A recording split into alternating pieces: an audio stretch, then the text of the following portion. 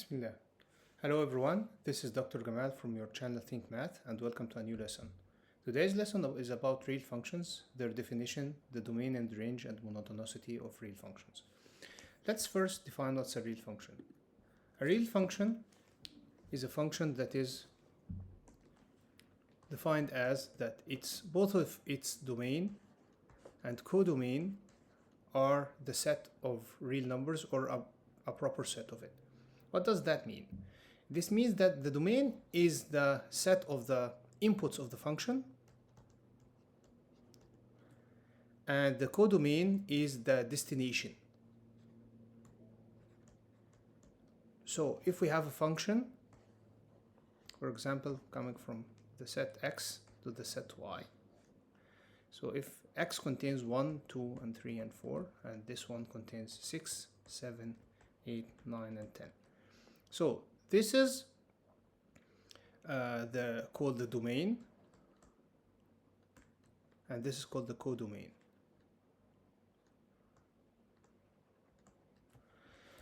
So whenever this is a function that takes from x to y, so it goes like from 1 to 6, from 2 to 7, from 3 to 8, and from 4 to 9. This is the codomain.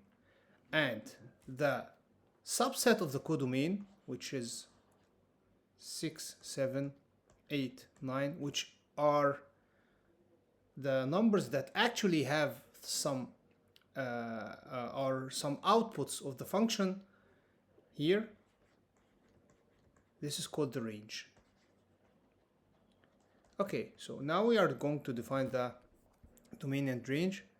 Let's imagine that we are having this man is going for a hike.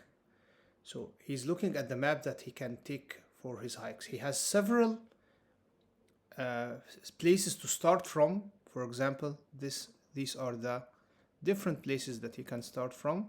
Let's consider these the domain. These are the options that he can start from. Then. And depending on his choice, he will have a different route to the top. Or he can walk through a different path and he will end up in some place different. So these are the inputs, the places that he can start from, and the different paths that he can have, whether he's starting from here and going to this place, or starting from here and going to this place, and so on. These are the ranges. Okay, so the range is the outputs and the domain is the inputs. For example, if we have a function as an ordered pair, so f of x equals the sets 1 and 2.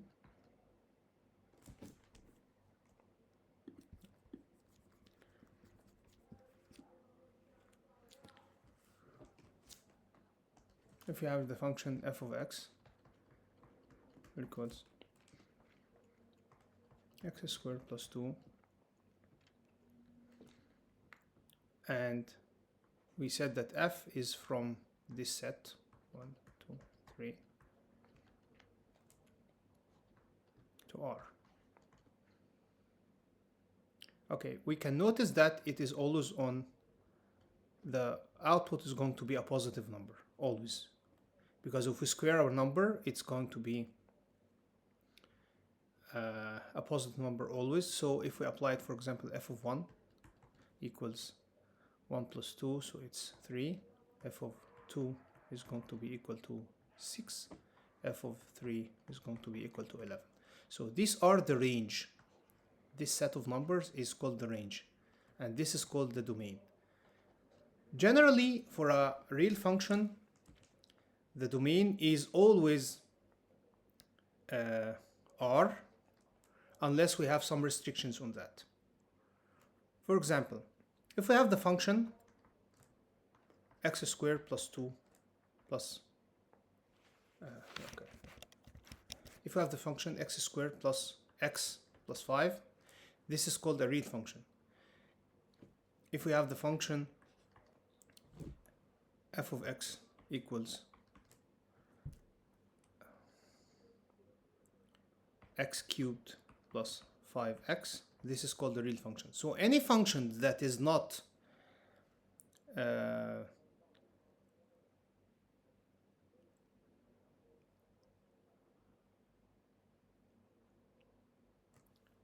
every function whose domain and codomain are the set of real numbers is called a real function. Now let's try to find the domain of some functions. And unless we have any restrictions and it is not explicitly mentioned in the definition of the function, the domain is usually R.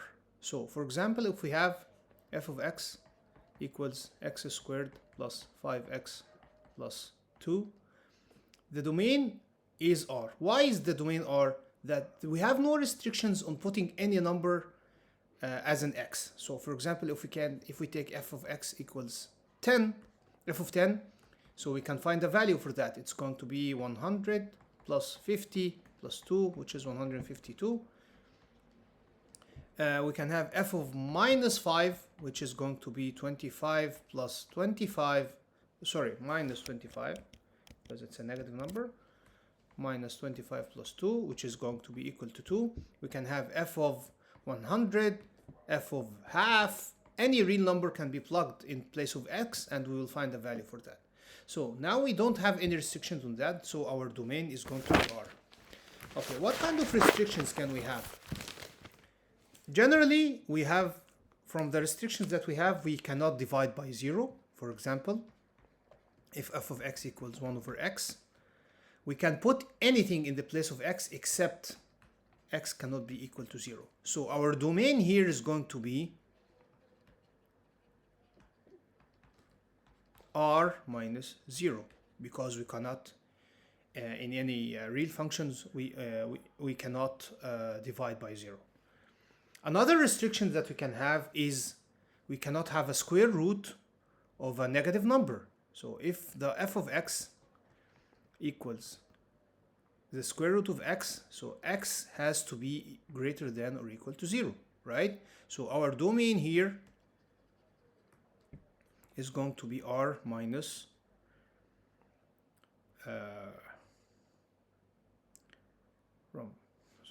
it has to be an interval, minus from negative infinity to 0. Or we can say that the domain is from 0 to infinity. Okay? Let's take some examples. So let's take an example. F of x equals x plus 1 divided by x squared minus 4x plus 4. So our domain here is going to be the set of real numbers minus the zeros of the denominator. So what are the zeros of the denominator? If we take the denominator x squared minus 4x plus 4, we can find that it is equal to x minus 2 all squared. So it is going to be equal to 0 in the case of x minus 2 equals 0 or x equals 2. So our domain here is going to be the domain of f of x is going to be R, the set of real numbers, minus 2. So this is the only restriction that we can have on the denominator. If we have f of x equals square root of x plus 2. Okay. What are the values that we can use for x?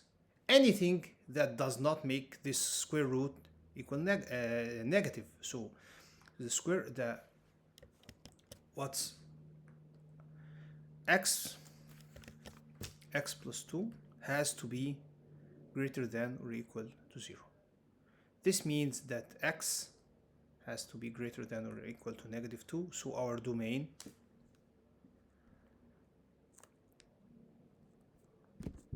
Let's add a new page.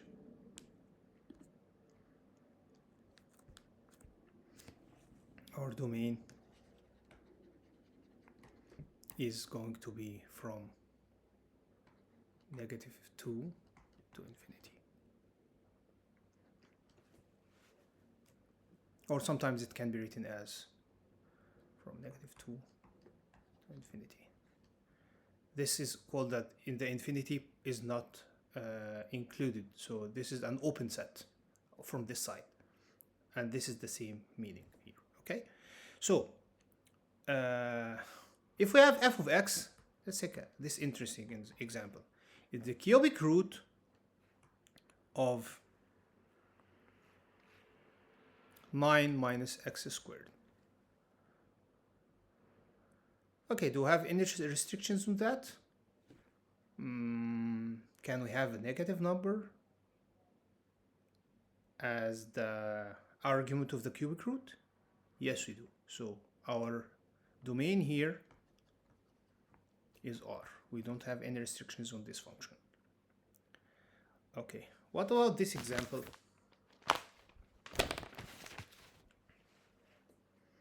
F of x equals 1 over square root of 4 plus 3x minus x squared. Okay, so we have now two restrictions. We can't have a 0 in the denominator, and we cannot have a negative number as an argument for the square root. Okay, so 4 plus 3x minus x squared cannot be equal to 0, and at the same time 4 plus 3x minus x squared has to be greater than or equal to 0. So we can say in one sentence that 4 plus 3x minus x squared has to be greater than 0. Okay, so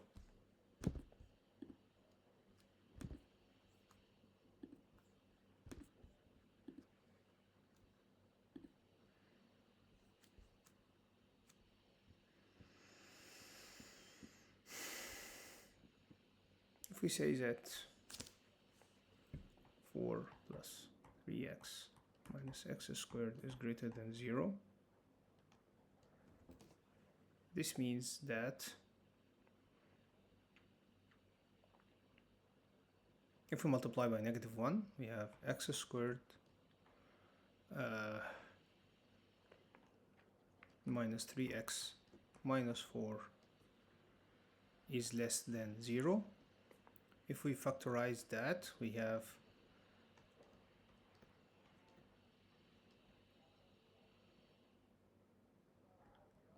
x minus 4 and x plus 1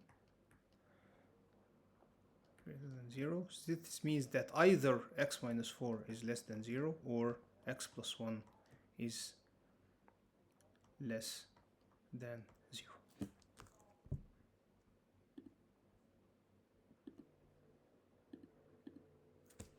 So our two roots here are x minus 4 x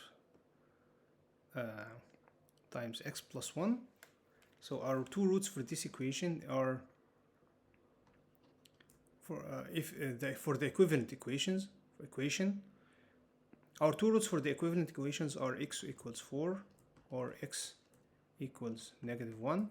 So the product of these two brackets between the two roots is negative. So the function is negative if x lies between -1 and 4. So this is the interval where the function is negative.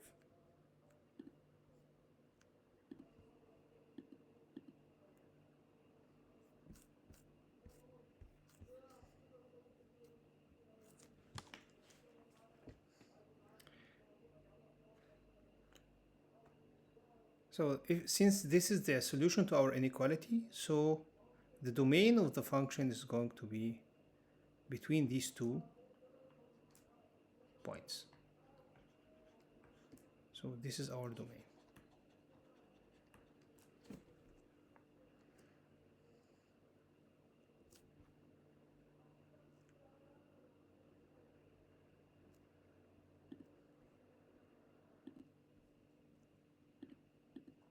Now let's talk about a special kind of function which is called the piecewise function.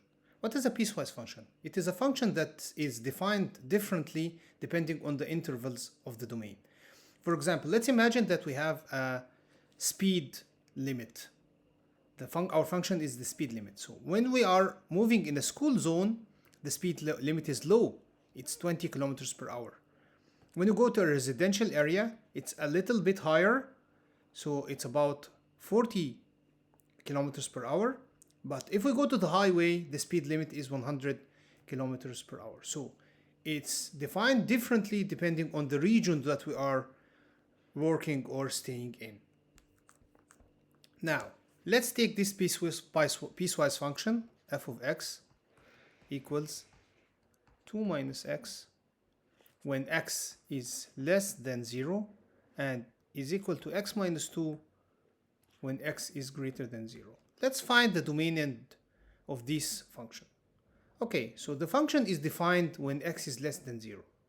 So our negative numbers are included in the domain, and also the function is defined when x is greater than 0. Okay, but it's not defined at x equals 0. So our domain is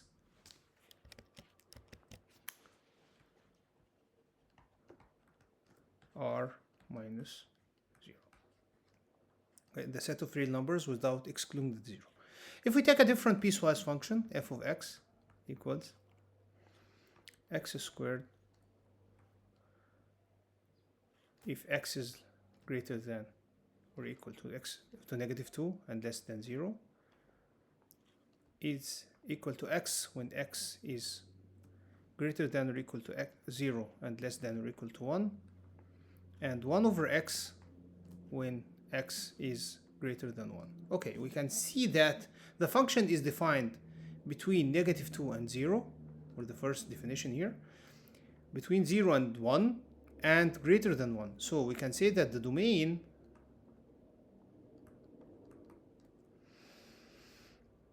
is from negative 2 inclusive to infinity.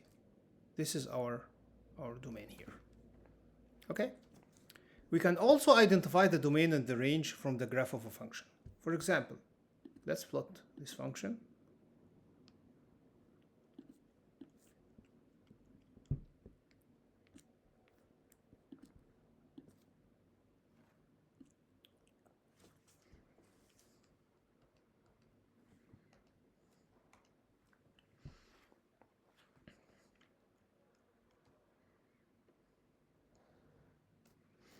This is negative 3 and this is 3, for example.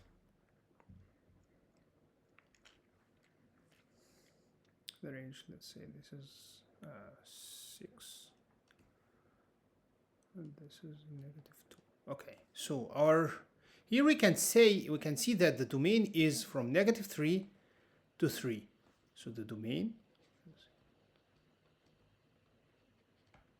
is from negative 3 to 3. But what does this open circle and closed circle mean? The open circle means that this is an open interval. This point is not included, so we can put it like that. And this closed circle means that this point is included. So our domain is from negative 3 to 3. It's open here and closed on this file. Okay, so it's exclusive of negative 3 but inclusive of 3. What about the range? The range, we can see that it's from negative 2 to 6. The range are the values of the y. Okay, so the range is from negative 2 to 6. Okay? Yeah. Okay. Let's plot a different graph.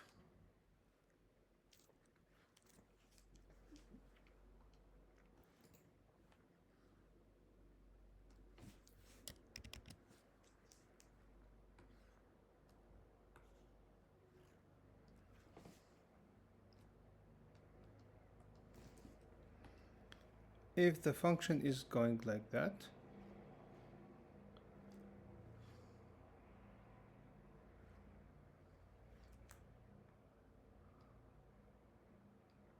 okay, so here we can say that it's coming from negative infinity, so our start is from negative infinity, and it's for the domain,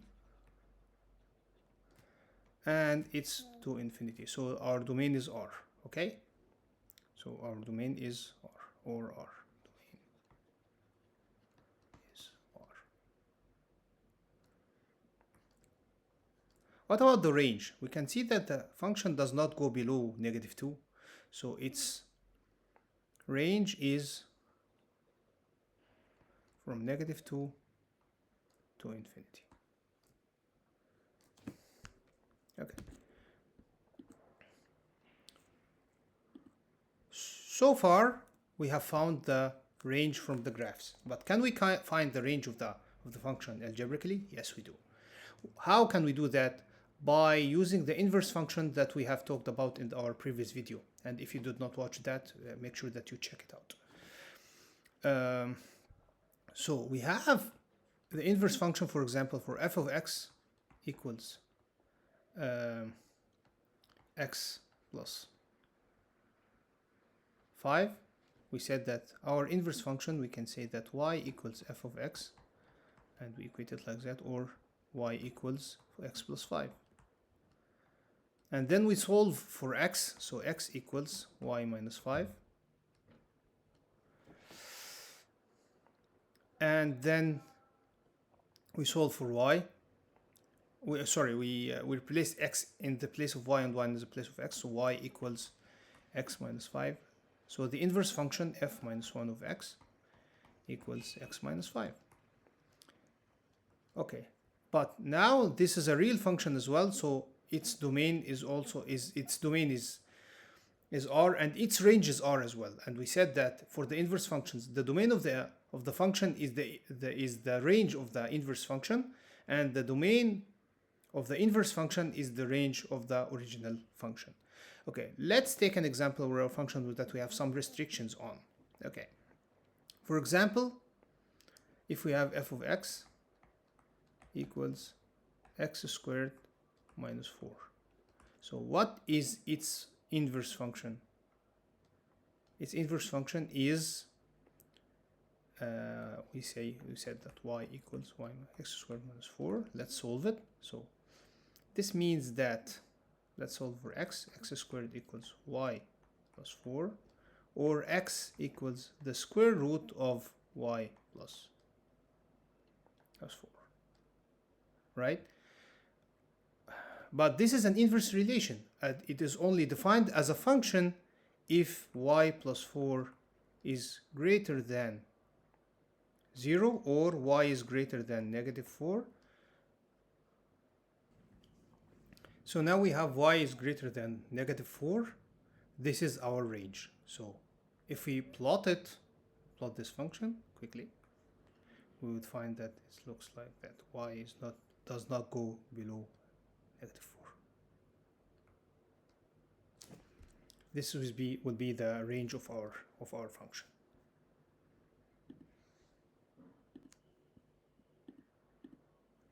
Now let's talk about the monotonicity of the function. The monotonicity means the intervals where the function is increasing or decreasing or constant. What are these intervals? When we discuss these points, we say that we are discussing the monotonicity. So, for example, let's go back to the hiker. Our hiker here, if he's walking on this part, then he has a constant slope. So his elevation is not increasing nor decreasing. But if he's walking in that part, he's going down. So his elevation is going down. His elevation is decreasing. That means that his path has a negative slope. But now if he's walking at this part, he has an increasing slope. His elevation is increasing. So here at this part, the function is constant, not increasing nor decreasing, neither increasing nor decreasing. At this part, it's going down, so it's decreasing. At this part, it's increasing. So if we discuss the monotonicity of his path, we say that along this path, it's constant, along this part, it's decreasing, and along this part it is increasing. What does that mean in terms of a function? If for x1 greater than x2, if f of x1 is greater than f of x2, then the function is increasing on this interval. If f x1 is greater than x2 as well. Okay, but for some interval f of x2 or f of x1 is less than f of x2, then the function is decreasing on this interval. And if x1 is greater than x2, and on this interval f of x1 is equal to f of x2, then the function is constant. Okay, let's look at this on some graph.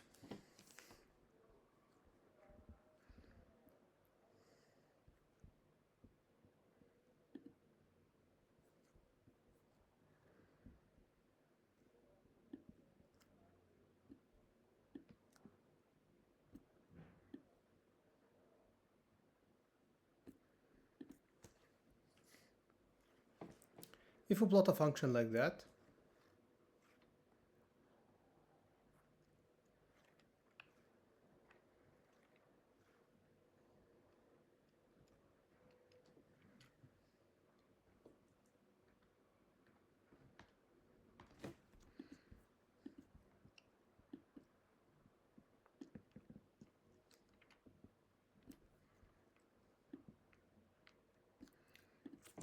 so let's say that this here is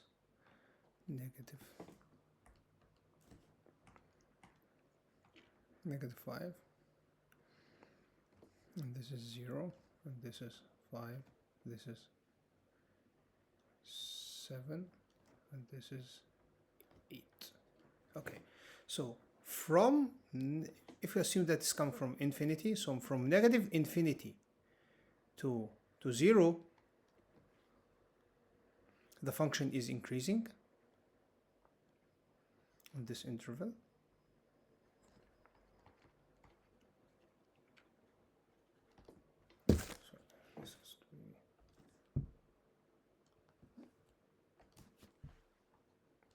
And from 0 to 7, the function is decreasing. And then from 7 to 8, the function is increasing again. And then from 8 to infinity,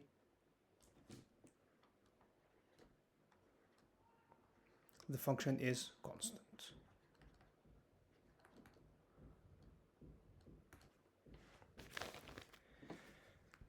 Okay, that's it for today's lesson, and I hope that you have understood it well and benefited from it.